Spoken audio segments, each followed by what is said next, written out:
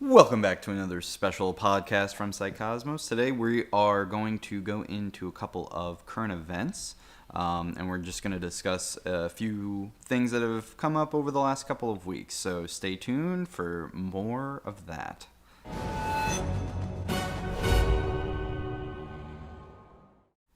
So I'm just going to run through a list of a bunch of stuff that's happened that we've been keeping track of, keeping watch of over the past, past couple weeks, a month. Some of this stuff goes back a little further, but there's been developments in some of these things recently. So we're just going to go through the list. We're going to be kind of quick on most of these, just to give you our 2 cents on them. So to start off, we just wanted to mention recently President Trump gave 2 different addresses having to do with the 4th of July. He did one at Mount Rushmoore, the 3rd of July that evening, and there was another one a little earlier in the evening on July 4th at the White House. I believe that event was called Salute to America. Yes. I think he said it was the 2nd annual, so I'm guessing he started it. I didn't really know about it until it.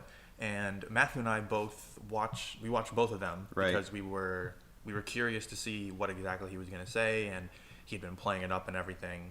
So as of the recording of this podcast, it's July 5th. And overall, I want to say after watching it, both addresses over the last few days, I was actually really impressed with how presidential he really came off. I would say towards the beginning of his election, when he was first inaugurated in 2017, he absolutely was nowhere near as professional as I would say he is now. I thought that he spoke with a lot of exuberance and a lot of energy. It's something that I don't think that we really see too often from Joe. I'd like to see crap pants Joe Biden. Oh, I'm sorry, I didn't mean to say that, but it is kind of funny that he crapped his pants on television. Anyway, crap pants Joe. He just he doesn't talk with enough energy and enthusiasm. We've already covered Joe Biden on a couple other videos in the past, and we'll talk a little bit about him a little later on. The focus is on our Mr. President. Yes. And just so you know where I'm coming from, I'm not particularly pro Trump. Right. I got some issues with the guy. Right. But I will say that overall, for the speech, both speeches were actually pretty nice. Overall, he's definitely, when he stays on teleprompter and he sticks to his speech, a lot of the time he says some very nice sounding things. He really does. And I know a lot of people seem to take issue with some of his language that they call divisive. But I would point out that the people that he's referring to specifically, he refers to based off the actions that they're doing and the way that he identifies them, people on his side identifies them, and in some cases how they identify him on the left. So specifically I'm talking about the radical left. And he addressed that in his speech too. He did. And the thing that I want to point out is there's a bunch of news articles out there basically as if the radical left is like this thing that doesn't actually exist and he just made it up. But no, there's radical people on every aspect of the political spectrum. And what he was just pointing out is the people that do X, Y, and Z, and in his case, the people that are going around, in some cases participating in rioting and assaulting people, tearing down monuments, those trying to reframe and in some cases destroy any positive aspects of American history. There are powerful people in this country who are trying to do that. And I think that that's what he was addressing. Is he's saying, if you're doing these things, you're in this camp, and if you're in this camp and you're doing these things, then you're not going to win. You're not going to get what you want. Right, and we've seen that over the past few years, where we've seen the mainstream media kind of attack the values and the history of America, and whether you're pro or against America, having a country deliberately have their media, basically slander and attack its own country all the time. There's definitely some wiggle room to assume that there's probably something going on that isn't quite strictly, fair or ethical. In that regard, it's probably some kind of foreign influence, and that's something that Trump also addressed in his speech as well. He basically called out, what the far radical left is, which is basically, not associated with American values, not associated with the the deeper meanings of what's really kind of going on behind the curtains, behind closed doors, behind the scenes. There's a lot of foreign affairs. There's a lot of things connected to the central banking system.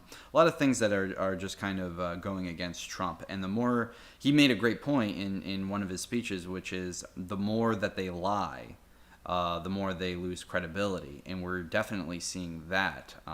Great example is that there are a lot of really good people who are leaving the Black Lives Matter organization just because there seems to be some kind of tie-in to other biases. Like now they're creating flags for Palestine, and they're promoting LGBTQ things, which almost at the expense of the original racial motivation of the people that supposedly support Black right. Lives And Matter. that's exactly my point. It's not bad that these things are being promoted per se. It's just that why is LGBTQ rights being associated with Black Lives Matter? I mean, it really doesn't make too much sense.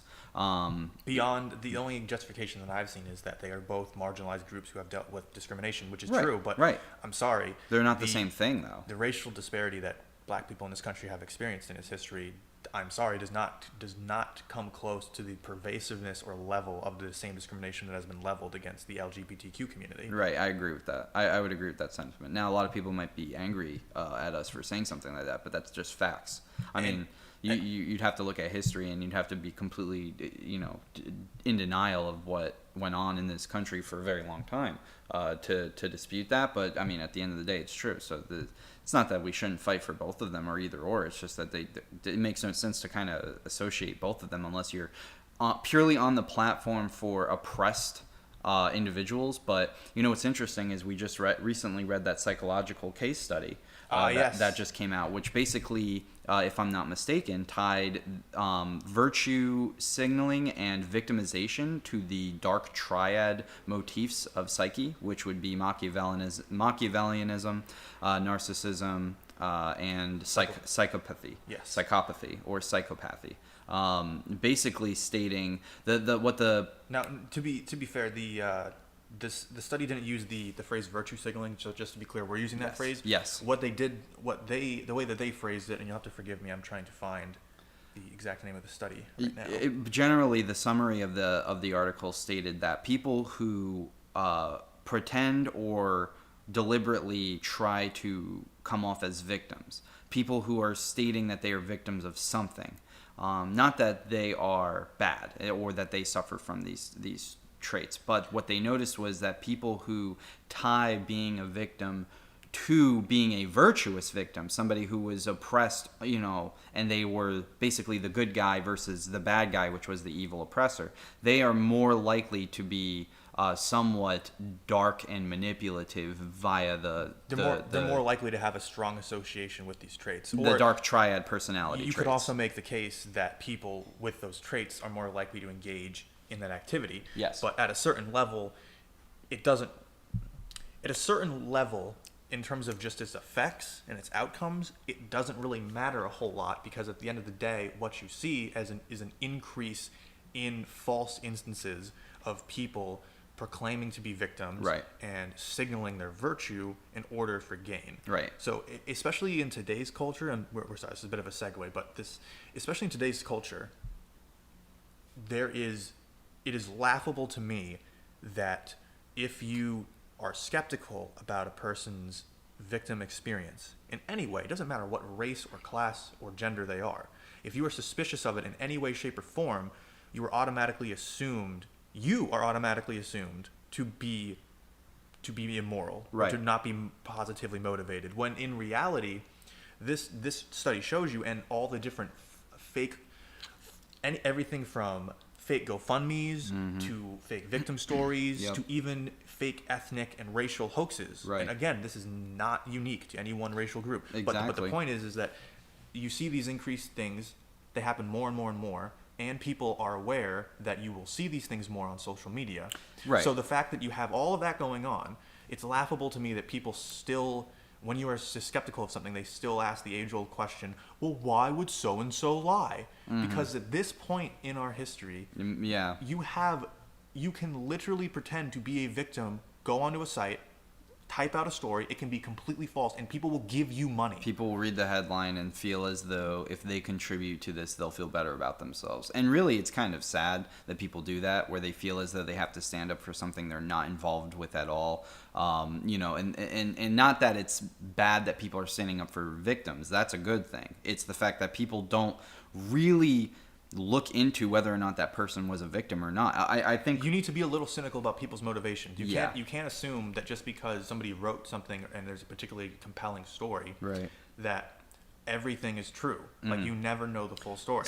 And sorry, just that case study that we pulled up is from APA PsycNet. It's called Signaling Virtuous Victimhood as Indicators of Dark Triad Personalities. Definitely a great read. Highly recommend that you check that out. A great example of this could be seen in the Me Too movement. And before I get put on full blast here, let me explain what I mean. When that movement came out, it was wonderful because it was essentially it was a powerful statement for women to come out and say, we're not going to be looked down upon, and we're not going to be scared into not talking about our stories of sexual harassment and assault. That's a good thing. However, what you have are these narcissistic, Machiavellian, and psychopathic people, as described by the dark triad traits, who will take that as an opportunity. They will take the good cause of the Me Too movement, and they will basically tarnish the name of it by creating false accusations, creating false rape and sexual assault allegations, just to hurt somebody in their past, or basically lying to themselves, lying to their friends and family, lying to the public about how so-and-so did a certain thing. And there were a number of cases, I'm not going to go into any specifics because I don't want anybody to be attacked, but there were a number of cases where people came up as lying or exaggerating their claims. Now, overall, that's just a really bad thing. We can't get to the truth if we continue to lie, and these dark triad personality traits known in psychology are definitely things that we need to keep in mind, because we might be convincing ourselves to join basically a bad bandwagon. We might be convincing ourselves because we are feeling like something is missing in our lives, or maybe we're depressed or grief-stricken. Maybe we feel guilty because we were hurting other people in the past, and now we see this as a way of atonement. Doesn't matter. The point being, you have to make sure whatever organization or whatever platform or whatever stance you want to take, make sure it's a righteous and just one filled with truth and wisdom and love. A lot of the times now we're seeing these organizations, and I've actually seen quite a lot of African American people making videos about it, where people are going to BLM rallies to support a good cause, and then all of a sudden they get taken down this rabbit hole of 10 other marginalized groups that has nothing to do with BLM, but for some reason they're getting a platform and a voice at those specific events, and some of which are questionable, such as extreme radicalization, communism, promoting certain other races over others is the way that I'll say it, et cetera, et cetera. So going off that to our next thing, because this is actually a great little segue, because we were discussing instances of sexual assault and misconduct. So one of the hottest stories in the news right now is the arrest of, I don't know if I'm saying her first name correctly, but Ms. GHISLAINE MAXWELL, former lover, associate, and alleged procurer of young children to allegedly, so they say, right, be sold to some of the world's most powerful, richest, and influential people.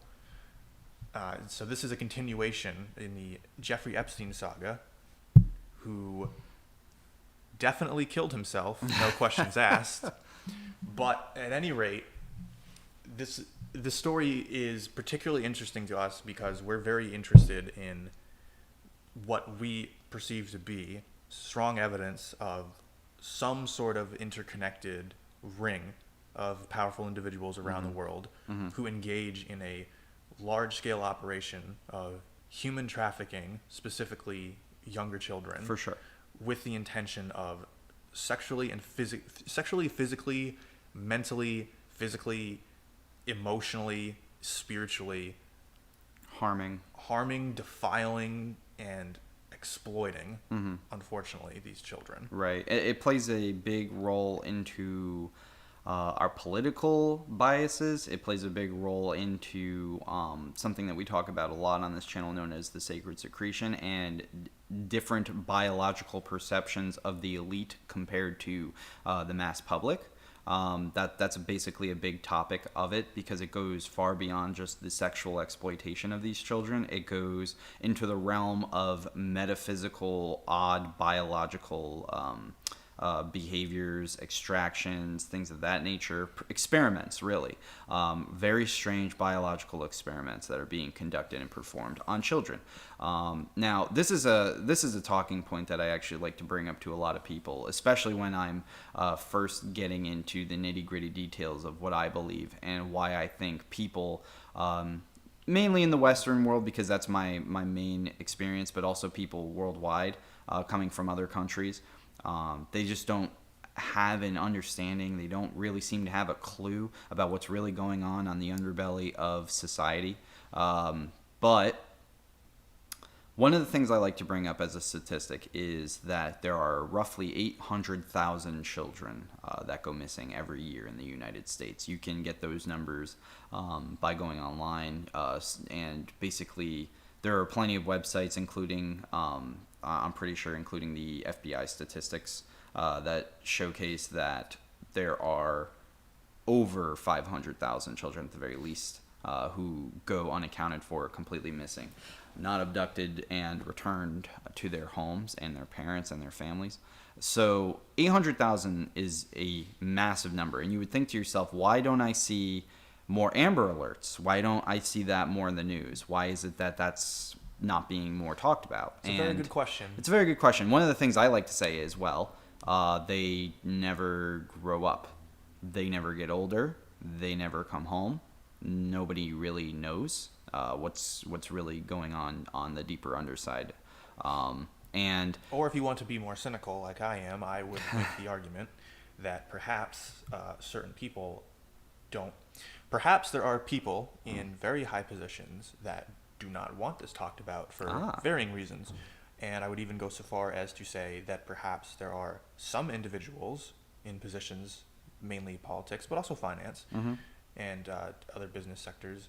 Perhaps they have a vested interest in not talking about this specifically because they're involved. They're involved, and or this is something that they think, for whatever reason, isn't as manipulable, isn't as easy to manipulate for political purposes, i.e. to gain votes. Now, there are a number of layers of conspiracy here when it comes to this. So we don't know, right? But we're not going to sit here and preach and pretend like we do. We're also not going to sit here and pretend like we can't ignore it. If you look into cases such as Heather O'Rourke involved with Steven Spielberg, that's one conspiracy theory, and I'm using air quotes to say the word conspiracy because we don't know. There are eyewitness testimonies, people who have been paid off, people who have been silenced.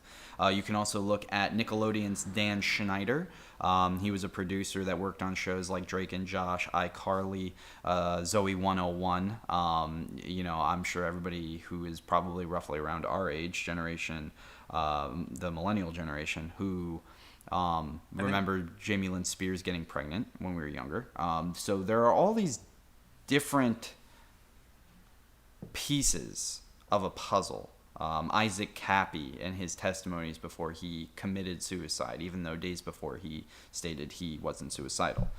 He had a lot of information on the Hollywood sex cult ring, as he put it.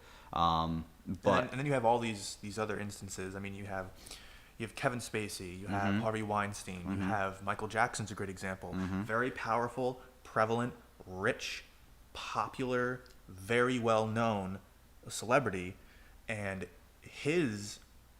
I don't know if he was ever actually convicted for it, but so I'll say alleged, his alleged sex crimes against numerous young men who have since come out, and they've made an entire documentary on it. But keep in mind that even while he was still alive, actively engaging in these activities, American Hollywood culture was this was such a known, I'm using it in quotation marks, thing, that we had skits, jokes, SNL parodies, Right. you name it, all these things joking about the fact that he was touching children. So it really begs the question: if this, why, Right. why is, if this is so well known, if this is so ingrained that we're joking about it, why are we all just standing around while he's just sitting there in his Neverland ranch, still having boys come there? Like, why are we Exactly. doing this? And the question is because, as we've stated before, this country, its justice system, it absolutely is rigged, but it has very little at the higher, especially at the higher echelons, to do with race, and it's about class, Yes. connections, and power. That is what it is about. So Yes. that is how these people get away with these for so long. And you also have to keep in mind that there have been individuals, both in official court testimony, in witness statements, in books, in blogs, on sites, people since the 1980s, even a little before that, saying the same thing, and that is basically the elites of this country and around the world are really messed up individuals who engage in absolutely despicable sexual acts, specifically with children. Right. And you have to ask yourself, if that's just a conspiracy theory, then that would mean that all of these people who have said these things for decades and made these accusations are all crazy, and they're working on bad information, and also at the same time, in the same universe running parallel to that, all these different elites are consistently accused and in some cases proven to be engaged in the same sort of depravable acts that they Right. are accused of participating in. Right. As time goes on, more and more people, like Miss Maxwell, are taken into custody. They talk, they speak. Many of them are silenced. Many of them don't get a chance to finish their statements. Or they kill themselves Right. in the ripe old age of 60 whatever by breaking their own neck with a rope around their throat made of, I don't know, toilet paper or whatever the fuck the sheets are made out of. Right. Because that's how it happens. Rich is referencing the death of Jeffrey Epstein, The which suicide of Jeffrey Epstein. He killed himself, don't you know? The very questionable death of Jeffrey Epstein. So the point we're trying to get at is, it seems as though the rabbit hole goes far deeper than what we are intended to believe. And not only that, but you also have to believe that the media has some part to play in this, because as the number, which currently stands at 800,000, but didn't used to be that high, as the number of missing children increases, the media plays a major role in providing that information to the public. So to try to relate this all back to Maxwell and Epstein, the point that we want to make is pay attention to these people. Pay attention to this story. Do not let it die out. And keep in mind that there are the most powerful people with the most amount of fingers and the most amount of pies, the biggest amount of connections.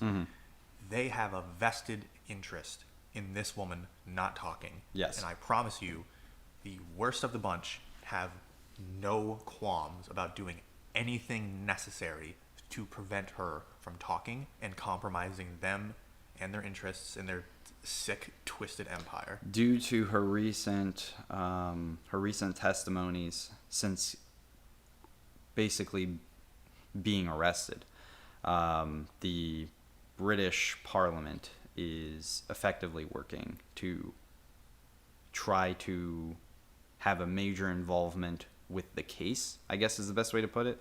There have been some leaks online that they're already trying to have some damage control with that, but we won't get into that too deep. It's just something that's being speculatively talked about, because Prince Andrew and Harry have both come under fire. So pay attention, look for the evidence, pay attention to the names, and we would be remiss if we didn't point out that some of the names that are associated with Epstein, two of the biggest ones that keep getting brought up is Bill Clinton and Donald Trump. And I point these two men out because there's a big difference in how their relationships are being treated in the media, and it's actually very frightening. Okay. Now, I know that Donald Trump does not have a perfect history when it comes to sexual propriety, shall we say. Yeah. I know that he has been accused of some things. I know that some of those accusations do have some credibility. And I know that he has the entire debacle with his agreement with former adult actress, or she may still be in the business, I don't know, Stormy Daniels. So he's not perfect. And he does have connections with Jeffrey Epstein. Bill Clinton also has connections with Jeffrey Epstein. However, not only are these connections wildly different, but again, how they're talked about in the media is very different, and it's very, very telling. So in the case of Donald Trump, the most that they can find about him is that he had been in a couple events with him, and that Donald Trump at one point had made a comment about Jeffrey Epstein. It was pretty friendly, and it was something along the lines of referencing the fact that Jeffrey Epstein liked girls even more than Trump did, and he referenced Jeffrey Epstein. I heard he likes them pretty young. Gross. Right. However, it's also fair to point out that there was an instance of conflict between Trump and Jeffrey Epstein where the details are a little unclear, but long story short, at any rate, Epstein was told to the authorities at the people in charge of the Donald Trump's Mar-a-Lago resort were told that Jeffrey Epstein was behaving inappropriately in some fashion. The degree varies depending on the story, but inappropriately towards young girls. So Trump's response was to bar him from his property permanently. So this is important because this happened before this whole Epstein story. Yet, when Trump is talked about in reference to Epstein, the news will frequently have something along the lines of Epstein's friend, President Trump. Trump's friend, Epstein. Just constantly reiterating the fact that they were like good friends when there's no evidence of this. Meanwhile, Yeah. There's strong evidence right now that we have that Bill Clinton was much more connected to Jeffrey Epstein.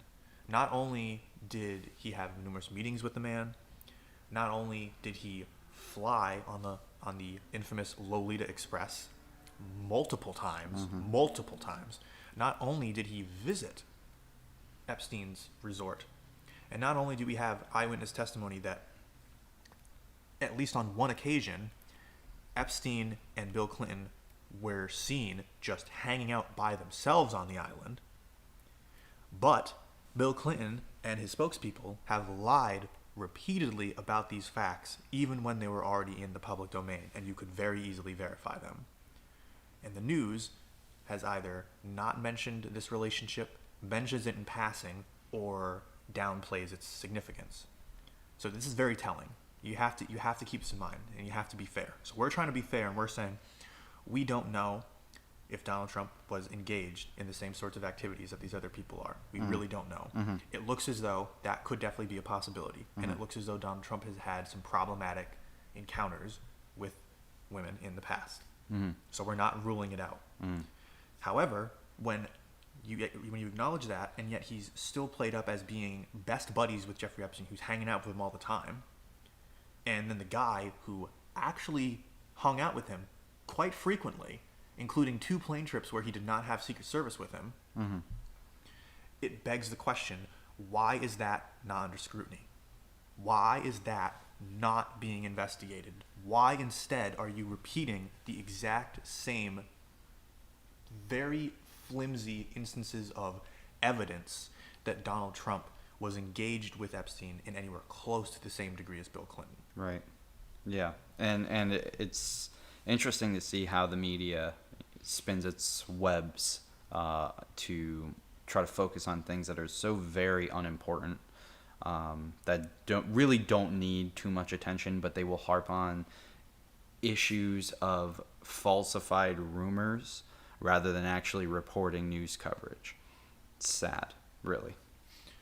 So I think we've been on that one for enough time, but the point is, pay attention. Don't let the story die out. Keep looking into this. Right. And bear in mind that even if this is all false, we need to investigate to find out. Because the truth does not fear investigation. And if the news media wants to bury it, then that should tell you something about how interested they are in the truth. Right. So we don't keep getting bogged down. We're going to sort of rapid fire a few, the rest of these on these lists, and we're just going to kind of give you our 2 cents on the topic, so to speak. So, Matthew, there's a lot of hubbubaloo right now with some of our American monuments, and people have been reacting in a variety of ways. What do you make of this? I think it's totally ridiculous when people are targeting monuments that have nothing to do with the cause in which people are ripping down monuments. It started with Confederate monuments, and now it's just anybody's fair game. It's stupid. Stop doing it. There have been a couple people who have died because monuments have fell on top of them. Not only that, but I really like Trump's approach to it, where he basically said, if you try to deface our history, you're going to go to jail. I like that, because that's the way it should be. It's been psychologically and scientifically proven that if a culture and a society forgets its past and forgets a lot of its previous actions, and they don't have a reminder to remind themselves of what they fucked up in the past, then generally speaking, they forget about it, and it is more likely that history will repeat itself. Actually, that's kind of what we're seeing now, because there's been a lot of things that have been forgotten in the past, and people are repeating the same mistakes that they did. If you compare modern America to what the media is trying to attempt to make it seem like, versus when Rome fell, you will find a lot of similarities. So overall, stupid. Don't tear down monuments, because you're basically shooting yourself in the foot. I would agree. I would say that if you have a problem with the monument, there are ways to do it. Mm-hmm. There are ways to do it legally. You can have a vote. You can have some sort of memorandum. You can talk to your local government. There are ways that you can do it. And the point that I'm trying to make is, I know that a lot of people have the answer that we've tried that, or that's been tried, or that does nothing. And you might be absolutely right. But let me ask you, why do these people think that they have the authority just because they're in a mob, and they think that therefore, because there's a bunch of numbers, they have bravery to stand up to law enforcement? That what gives you the right to decide what history Americans get to keep? What gives you the right to decide that I don't like this, I know the real history, I know the real motivation behind this statue, and I know that it's so evil that it warrants tearing it down and wrecking it for everybody else? Doesn't matter what they think. Right. I don't think you have that authority to do that. And also, like Matt said, people are getting hurt, and a couple people have died. So, yeah, at a certain point, I feel bad that people got hurt and that lives have been lost. But look, you have to understand that what you're trying to pull down is a multi-ton object made of metal or stone. So it's almost as though when these things are set up or taken down properly, there's a protocol and things in place to do it safely, rather than just throwing some ropes on it and tugging really hard. Yeah, for sure. It's ridiculous. But next topic is cancel culture. I saw Terry Crews is under fire because he basically said all lives matter. I think that's ridiculous. People need to seriously stop getting offended when people say all lives matter. Yes, I understand that there's a small minority of people who use it to discredit BLM, and they use it to basically piss off Black Lives Matter supporters, but it's completely it hurts the movement BLM to argue against all lives matter. Why don't you just absorb it and pretend like it means the same thing? That's what they're trying to say, but it makes no sense. Especially in the case of Terry Crews. I mean, he went to the trouble of having nuance and thought in his statements. Yeah. So when someone goes out of their way to say nobody from any racial group, basically not everybody in any racial group is good or bad. There are good and bad people in every single group you can possibly think of in the world. And his thing is, I want to stand with the good people who want to support the other good people. And the fact that you can find an issue with that, I'm just amazed. I want to know what sort of mental gymnastics you're doing to try to make the case that is somehow secretly a malevolent statement. It's just absolutely ridiculous. Yeah. Well, people are dumb, and they're just getting offended because they are taught blanket buzzwords to get offended by. So, and keep in mind that the people who usually engage in this sort of cancel culture, because keep in mind, this is not a matter of somebody going out and being a literal belligerent, just scummy, outspoken racist person walking around being like, "Hey, you from X race, you're inferior. I hate you." They think that. They play it up as if those are the people that they're targeting and canceling. You know what I mean? It's these types of people that they're going after and having them get fired, because it's like, well, you know what? If you didn't want to get fired, you shouldn't have been racist. But no, that's not what's happening in a lot of these cases. What's truly happening is if you disagree with I'll call it what it is. If you disagree with the doctrine of the far left, because that's what it is. It's not, here's what we're going to discuss and try to keep our ideas in mind. It's, here's what we're going to discuss, and if you don't give these answers, you're done. That's what's going on. People are literally being fired, as Matt said. Fired from their jobs just for saying all lives matter. Think about how absolutely ridiculous that is, and what sort of assumptions you have to make about the person making the statement. Meanwhile, you have the professor at Cambridge who basically came out and said that white people need to be exterminated and we need to be replaced. She said that white lives don't matter as white lives, and she got a promotion. She was given full professorship, which I would assume at some point, if not now, in the future, would include tenure. Right. So this person is going to be, for years to come, educating people holding these views. Mm-hmm. Yep. So that is basically an update on cancel culture. People don't deserve to have their livelihoods ruined because it's now okay to be racist. Because you don't like their political views. Yeah. So you're going to make up this false motivation and ascribe it to them and then ruin their lives. Right. So with that one, people are nuts. Moving on to coronavirus. We've seen an increase in testing. We've seen an increase in cases. Those two things are not related, though. The only reason that we have an increase in cases is because more healthy people are spontaneously contracting the virus. Right. At least that's what how they play it up in the news. That's how they're playing it up. But I mean, I've read a number of reports, a few at this point, which have said the testing kit needs to be questioned, as in, they believe that they're testing for too many strains of coronavirus. They're not specifically testing for the new strain. And so coronavirus being the disease which is commonly linked to the common cold, if you've had the common cold before, it stays in your system, so that your antibodies can fight against it. They're testing. Apparently, the tests are not fully vetting the proper strain of the virus, is basically what I'm trying to say. So it's interesting to see that a lot of people are being confirmed positive for the virus, even though some people are stating they were never sick.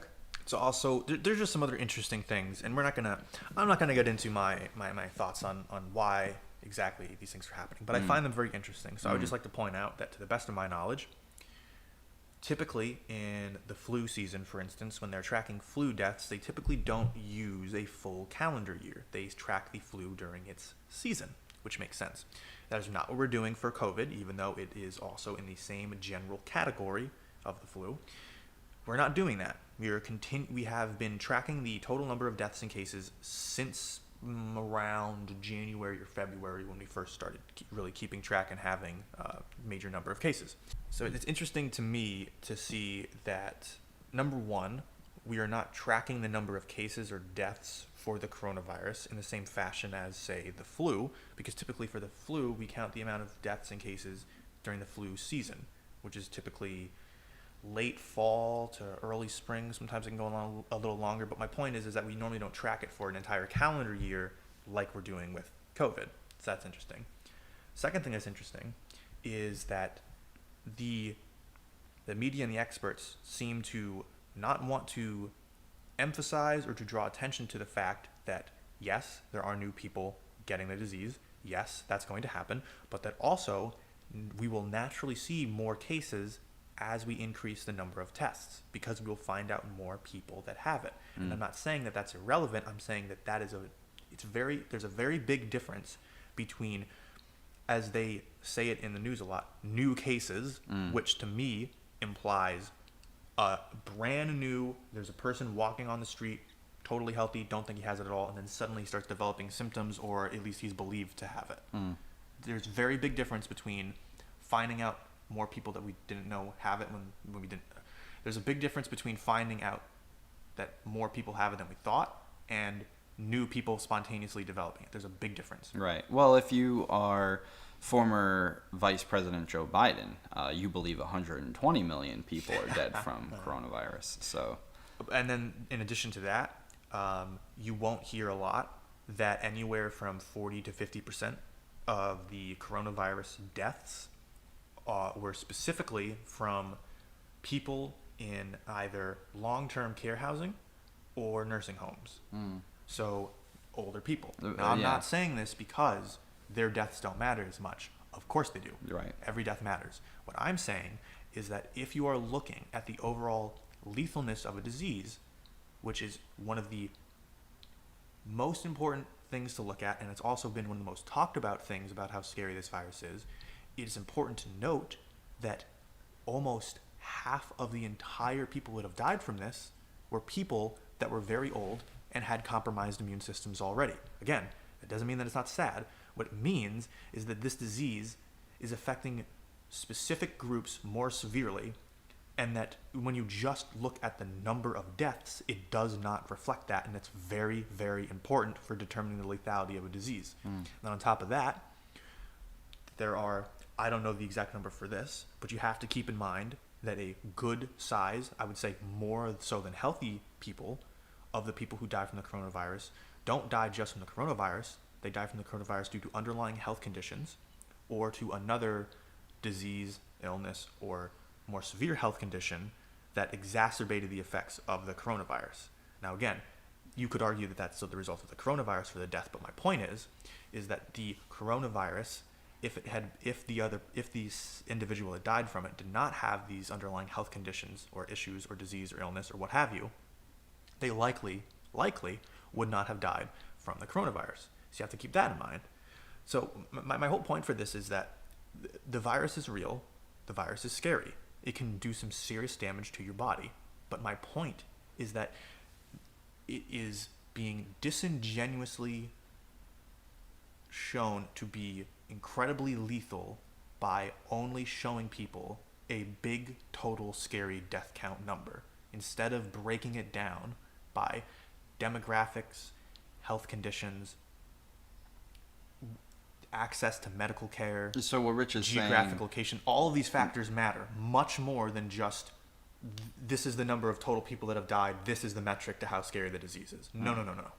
So what Rich is saying is that the media's portrayal of the virus is basically getting out of hand. It's borderline fear-mongering at this point. But that's why I brought up the Joe Biden thing, because I wanted to segue. Yes, good old Joe. I wanted to segue into Joe. I mean, Sleepy Joe. He believes 120 million people are dead from COVID. Now, how are we supposed to feel about a man who gets constantly tested for cognitive, basically cognitive upkeep, and they're not willing to release his test results? As of right now, they could change their tune, but it's very funny that they brought up the fact that he brought up the fact that he was constantly tested for cognitive ability, and then when asked, well, can we see the results? No. It's like, you brought it up, my guys. Yeah.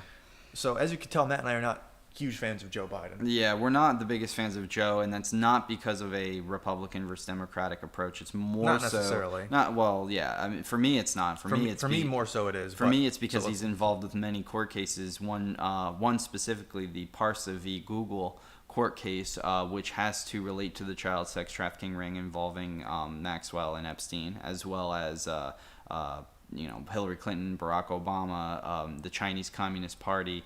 Now, to be clear, these people are named in the court case. We do not know. We do not have any evidence on this. Right. They are testifying soon.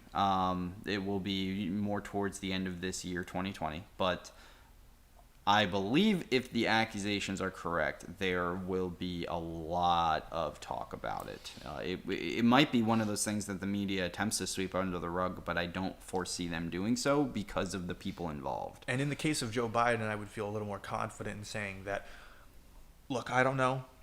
So I'll say I believe that based on evidence, yes, and you can literally Google it's easy. Joe Biden inappropriately touching children. Or just Joe Biden kids. And you will find montages of him stroking the face, the heads, kissing kids, holding them way too close. He is not intimately connected with any of these children, and yet he has no problem doing it for years as the vice president on camera. Now you can attack Trump all you want. You can make fun of him. When the man holds a baby or kisses a baby, yeah, is he a little bit of a grandpa, whatever. He's not Joe Biden weird with the kid. Joe Biden specifically goes out of his way, it looks like, to make these kids uncomfortable. There's so many instances of him going up to girls that look like they're preteens, and he's just pressing up against them, pulling them in close by the hips, trying to kiss them, trying to get close to them.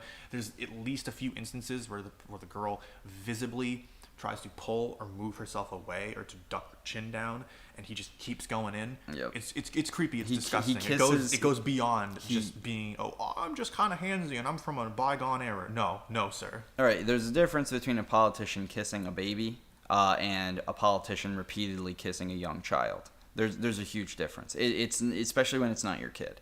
All right, you do the baby thing when you're right next to the mother. You don't know anything. You just give the baby a little peck on the cheek or whatever. And a lot of politicians do that because it's to show empathy and love and blah, blah, blah. Okay, whatever. Great for the cameras. But when you have a camera focused on you and you're spending multiple minutes just like basically fondling a child while the child sits there and is like, yo, I'm visibly uncomfortable. My parents aren't doing shit to help me.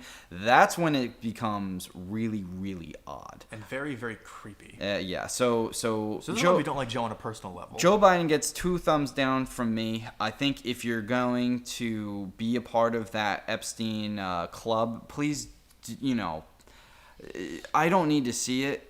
I know that you're a little weird. I'm not going to sit here and say that you're completely a part of it, but I am going to speculate myself based off of the evidence. Don't make it obvious, dude. It's not cool.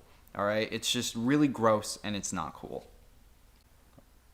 So now that we're done with the former vice president, we can talk about the former president, Barack Obama. So for those of you who don't know, it's sort of fallen out of the news cycle, go figure, the past couple months. But for a while there, it was trending something named Obamagate. Mm-hmm.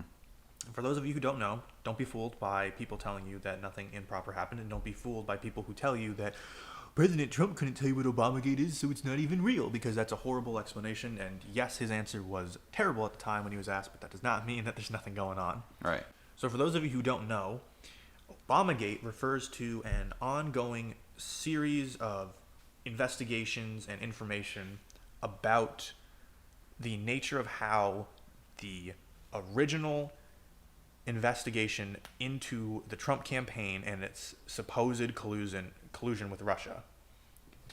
So the main development in this Obamagate story is Michael Flynn, and specifically it's come out recently that in his main case, where it was decided by the prosecution, the DOJ, and the defense, Michael Flynn, that because of the improper way that the FBI had acted in their interview with Michael Flynn, during which he supposedly lied, that the conviction was essentially null and void. However, it's come out that it's even worse for the case of the FBI and the DOJ trying to get Michael Flynn originally, because not only did the FBI withhold exculpatory evidence from Michael Flynn's defense, which you are, that's a big no-no in the court. You are not supposed to do that. Not only did they withhold exculpatory evidence from him, but this exculpatory evidence included notes that shows that literally the day after Michael Flynn's original investigation was supposed to expire, James Comey met in the Oval Office with Barack Obama, Vice President Biden, and others, and Comey flat out told him that this phone call that he was supposedly investigated for was legit. And Obama's response was to tell Comey to make sure that the job was done right, I'm paraphrasing a little bit, and to make sure the right people were on the job. And then, the next day, that is when the plans went into motion to interview Flynn, and then he finally got caught, supposedly, for lying to the FBI. So what this means is that at the highest levels of government, the president was directly engaged in directing FBI investigatory powers into a member of the incoming presidential administration on a legally flimsy basis, to say the least. Mm-hmm. So, again, this is another thing that you want to keep your eye out for. Yes. Do some digging into this. Mm-hmm. Really look into Crossfire Hurricane and the investigation of supposed Russian collusion by the Trump campaign. There's two investigations. One of them is called Crossfire Razor. That was the original investigation, I believe, into Michael Flynn. It was a counterintelligence investigation. But Crossfire Hurricane was the thing that developed from that, where it was looking into the entire Trump campaign. Crossfire Hurricane FBI investigation. It was a counterintelligence investigation undertaken by the Federal Bureau of Investigation. And this was into links between Trump associates and Russian officials. So they say. So it's not just a move from JoJo's Bizarre Adventure. It is not just a move from JoJo's Bizarre Adventures. It is one of the most spectacularly inept, scummy, and disgraceful investigations that I think the FBI has ever done. They falsified FISA court warrants. They spied on American citizens. They lied about it to the media. They released controlled leaks to the media to make their questionable intelligence seem more credible, because of creating essentially an echo chamber, in where it's, oh, I heard that this was true. Oh, I heard it was true too. Oh, I heard it was true too. All from a mysterious source that is actually the same source. Like, well, if we're all hearing it, then that must mean it must be true. No, not at all. So combination of all these things, the point is, you had a president basically going full J. Edgar Hoover and using surveillance, counterintelligence capacities, FISA courts, you name it, everything, to go after his political opponents and an incoming administration, to sabotage them and to prevent them from living up to their full potential, shall we say. Very crazy stuff. Very crazy stuff. All right. So with all that being said, we've gotten a lot here. We're approaching it on an hour, so we're going to probably wrap it up here. But we do want to let you guys know that there were a lot of topics that we didn't get to discuss today that are going to come in future podcasts. Specifically, we want to talk about the Hillary Clinton court case, the one that is involved with her 33,000 emails.